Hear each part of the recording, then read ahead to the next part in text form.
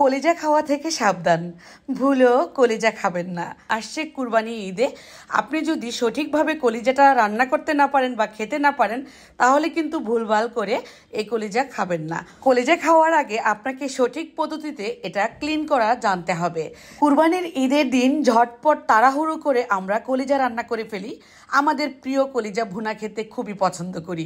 তাড়াহুড়ো করে ঝটপট করে রান্না করবেন না। আমি যে প্রসেসে আজকে ক্লিন করতেছি, দেখতেই পাচ্ছেন উপরের স্কিনটা মানে পর্দাটা যেভাবে টেনে ফেলে দিতে হবে, ঠিক এভাবেই ফেলতে হবে।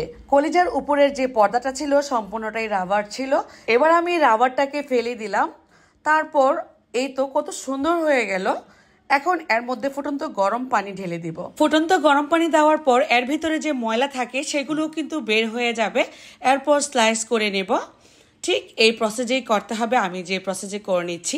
এখনো কিন্তু শেষ হয়ে যায় নাই পরিষ্কার করা।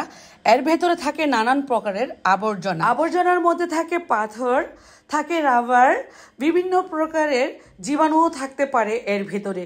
অনেক রকমের ফুটাই আছে, দেখবেন যে স্লাইস করার পর এই ফুটাগুলো বের হয়ে আসবে গর্তের মতো।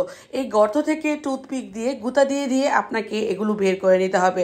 এগুলো সহকারে যদি আপনি খেয়ে ফেলেন, স্বাস্থ্যের জন্য বিরাট আকারের ক্ষতিকর হয়ে যেতে পারে এই কলিজা ভুনা থেকে। আমরা অনেকেই মনে করি কলিজা ভুনা তো অনেক মজাই, যেভাবে ইচ্ছে ঠিক সেভাবে কেটে কুটে রান্না করে ফেলবো, কিন্তু না, এটাকে আপনাকে অবশ্যই ভালোভাবে ক্লিন করে নিতে হবে, তারপর রান্না করে খাবেন।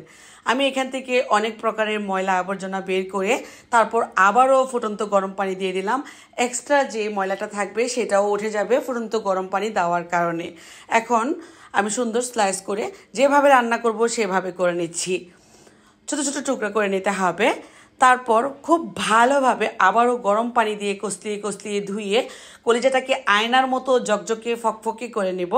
এতে করে কিন্তু খাওয়ার সময় আপনি মনে হবে যে অমৃত স্বাদ পাচ্ছেন।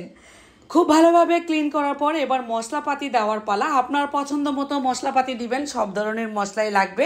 হলুদ, মরিচ, ধনিয়া গুঁড়া, ভাজা জিরের গুঁড়া, আদা রসুনের বাটা, লবণ, গরম মশলার মধ্যে এলাচ, দারুচিনি, গোলমরিচ, লবঙ্গ, তেজপাতা, পেঁয়াজ একটু বেশি করে দিয়ে তারপর তেলটাও একটু বেশি দিতে হবে।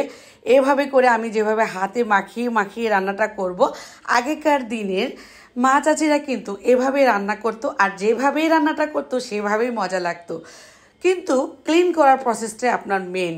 এখন হাতে মলিদা করার পর এর মধ্যে আবারও হাফ কাপ পরিমাণ তেল আর পেঁয়াজ দিয়ে পেঁয়াজটা ব্রাউন কালার হলেই মশলা মাখানো কলিজাটাকে এবার ভুনা করে নেওয়ার পালা। যত আপনি ঢাকনা দিয়ে ঢেকে ঢেকে ভুনা করবেন ততই কিন্তু এই কলিজা ভুনা মজা হবে। কলিজা ভুনা রান্না করতে টাইম লাগবে, অবশ্যই 40 মিনিট সময় লাগবে। অল্প সময়ে কিন্তু কলিজা ভুনা রান্না করে খেয়ে ফেলবেন না, তাহলে কিন্তু সেটাও স্বাস্থ্যের জন্য মারাত্মক ক্ষতিকর। আমি প্রায় 40 থেকে 45 মিনিটের মতো কষাতে কষাতে রান্না করে ফেলেছি। সবশেষে ভাজা জিরার গুঁড়া দিলাম, আরও একটু কাঁচামরিচ 8-10টা দিয়ে আবারও একটু 2-3 মিনিটের মতো রান্না করে নামিয়ে নিব। অলমোস্ট রান্নাটা একদম ফুল কমপ্লিট করতে হবে আপনাকে সময় নিয়ে, তাহলে কিন্তু কলিজা বোনার মজাটা পাবেন। কেমন লাগলো অবশ্যই কমেন্ট করে লিখে জানাবেন, বেশি বেশি শেয়ার করবেন। সবাইকে ঈদুল আজহার অগ্রিম শুভেচ্ছা জানিয়ে বিদায় নিচ্ছি। আল্লাহ হাফেজ।